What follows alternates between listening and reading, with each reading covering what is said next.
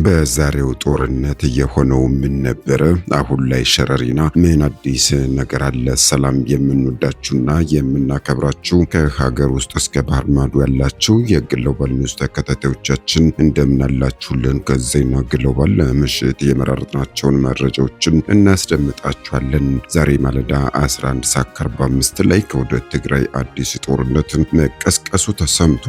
የጉዳቱ መጠን በይፋ ባይገለጽም ሸረሪናና በረከት በተባሉ ስፍራዎችም በሁለቱ ኃይሎች መካከል ማለትም በፌዴራል መንግስቱ ኃይሎችና በትግራይ ኃይሎች መካከል ከፍተኛ የተኩስ ልውውጥም ተሰምቷልም ተደርጓልም ነው የተባለው። ማምሻውንም በርከት ያሉ አዳዲስ መረጃዎችም ከስፍራው ተደምጠዋል። መረጃውን ይዘነዋል፣ እናስደምጣቸዋለን። አቶ ጌታቸው ረዳም ጦርነቱን አስመልክቶ ጠንከር ያለ መልእክትም አስተላልፈዋል። የትግራይ ሰራዊት አመራሮችና አባላትም በጥቂት የህወሓት ፖለቲከኞች ተገፋፍተው ክልሉን ዳግም ወደ እልቂት ከመክተት እንዲቆጠቡም አሳስቧል። ዝርዝሩን እንነግራችኋለን። እንደዚሁም ደግሞ በክልሉ የተቀሰቀሰውን ጦርነት ምክንያት በማድረግ በትግራይ የተለያዩ አካባቢዎች በሚገኙ ዩኒቨርሲቲዎች የሚማሩና የሚያስተምሩ መምህራን እና ተማሪዎች ከትግራይ አስወጡን፣ ቦታም ቀይሩን እያሉ ነው የሚገኙ። ስለዚህም ጉዳይ እንግዲህ ዘርዘር ያለውን ነገር የምንነግራችሁ ነው የሚሆነው። ከእናንተ የሚጠበቀው ቻናሉን ላይክ እና ሼር እንደዚሁም ሰብስክራይብ እያደረጋችሁ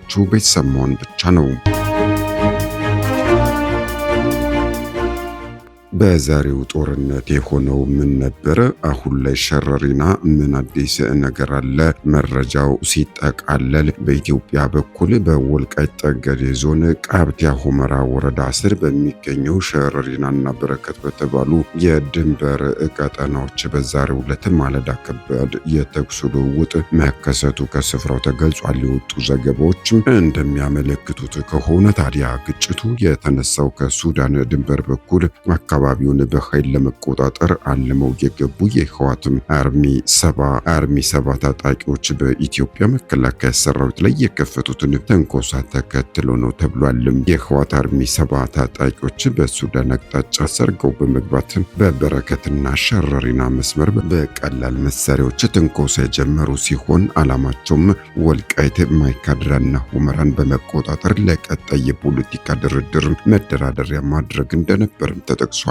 ትንኮሳውን ተከትሎ የኢትዮጵያ መከላከያ ሰራዊት በመድፍና በድሮን የታገዘ መጠነ ሰፊ የአጸፋ እርምጃ እየወሰደ ሲሆን በጥቃቱ የተሳተፉ ታጣቂዎች አብዛኛው ክፍል መደምሰሱንና ከፍተኛ ጉዳትም እንደደረሰባቸውም ተመላክቷል። ከሁመራ ወደ በረከትና ሸረሪና አቅጣጫ በተደረገው የከባድ መሳሪያ ተኩስ ምክንያትም በሁመራ ከተማ ያሉ መኖሪያ ቤቶች ድረስ መንቀጥቀጣቸውን ነዋሪዎች ገልጸዋል። በሌላ በኩል ህወሓት የደረሰበት ከባድ እርምጃ ተከትሎ በወጣው መግለጫ የፌዴራል መንግስት ሲያካሄድ የቆየውን ከበባ ወደ ወታደራዊ እርምጃ በማሳደግ በሸረሪና አቅጣጫ ጦርነት ከፍቶብኛል ሲል ሲቪል ማህበረሰቡንና ደጋፊዎቹ ለትግል እንዲዘጋጁ ጥሪ አቅርቧል። ሰሞኑንም እንግዲህ የህወሓት ከፍተኛ አመራር ወይዘሮ ፈትለወርቅ ገብረ እግዚአብሔር መንግስት 8 እዞችን ወደ ክልሉ አስጠግቶ ከቦናል ማለታቸውም የሚታወስ ነው። አሁን ላይ ሸረሪና በሀገር መከላከያ ሰራዊቱ ቁጥጥር ስር እንደሚገኝ ከአካባቢው የወጡ መረጃዎች አመላክተዋል። ዜናዎቻችን ሲቀጥሉም የቀድሞው የትግራይ ክልል ጊዜያዊ አስተዳደር ፕሬዝዳንትና በአሁኑ ወቅትም የጠቅላይ ሚኒስትር አብይ አህመድ አማካሪ የሆኑት አቶ ጌታቸው ረዳም የትግራይ ሰራዊት አመራሮችና አባላት በጥቂት የህወሓት ፖለቲከኞች ተገፋፍተው ክልሉን ዳግም ወደ እልቂት ከመክተት እንዲቆጠቡ አሳስበዋል። አቶ ጌታቸው በኤክስ ገጻቸው የደብረ ጽዮንን ንግግር አያይዘው ባሰራጩት እጅግ ነቀፋ የበዛበት መልእክትም የህወሓት አመራሮች የትግራይን ህዝብ አንድነት በመበተን እንደዚሁም ደግሞ በፋኖ በሱዳኑ ጀነራል አልቡርሃንና በኤርትራ መንግስት ሻዕቢያ ላይ ተማምነው ዳግም ጦርነት ለመክፈት የሚያደርጉት ፉከራ የሚያመጣው ለውጥ እንደሌለ ገልጸዋል። በዶክተር ደብረጽዮን ገብረ ሚካኤል፣ በወይዘሮ ፈትለወርቅ ገብረ እግዚአብሔር ሞንጀሪኖና በቀድሞ የደህንነት ሹም አቶ ጌታቸው አሰፋ መሪነት በጉልበት 4 ኪሎ እንመለሳለን በማለትም የሚያልሙትን ቅዠት በአስቸኳይ እንዲያቆሙም አስጠንቅቀዋል። አቶ ጌታቸው ረዳም ከፌዴራል መንግስቱ ጋር በቅርበት እየሰሩ የሚገኙት አቶ ጌታቸው ረዳም የትግራይ ሰራዊት ከምንም በላይ የህዝብን ደህንነት እንዲያስቀድም ጥሪ አቅርበዋል። የሰራዊቱ ዋነኛ ትኩረት የትግራይ ህዝብ ሰላምና ህልውና እንጂ በጣት የሚቆጠሩ ወንጀለኞች ህልውና ሊሆን እንደማይገባውም አጽንኦት ሰጥቷል። አቅም እያለ የህዝቡን የህልውና ጥያቄ መመለስ የሚቻለው በሰላማዊ መንገድ ብቻ መሆኑን በማስገንዘብ ሰራዊቱ በህይወቱና በአካሉ ላይ እየተቆመረበት ያለውን ኃይል ይበቃል ሊለው እንደሚገባም አሳስቧል። በመጨረሻም በሐውልትም የህወሓት ጽሕፈት ቤትም የመሸገው የብጥብጥ ቡድን ሲሉ የጠሯቸው እነዚህ አካላትም በፉከራና በውጭ ኃይሎች ድጋፍ ላይ በመተማመን የዲፕሎማሲ በሮችን ከዘጉ በኋላ አሁን መሬት ላይ ያለው እውነታ ሲከብዳቸው ዓለም ይድረስልን እያሉ መጮኻቸው ማመዛዘን የጎደለው የፖለቲካ ኪሳራ መሆኑን በአጽንኦት ተችተዋል።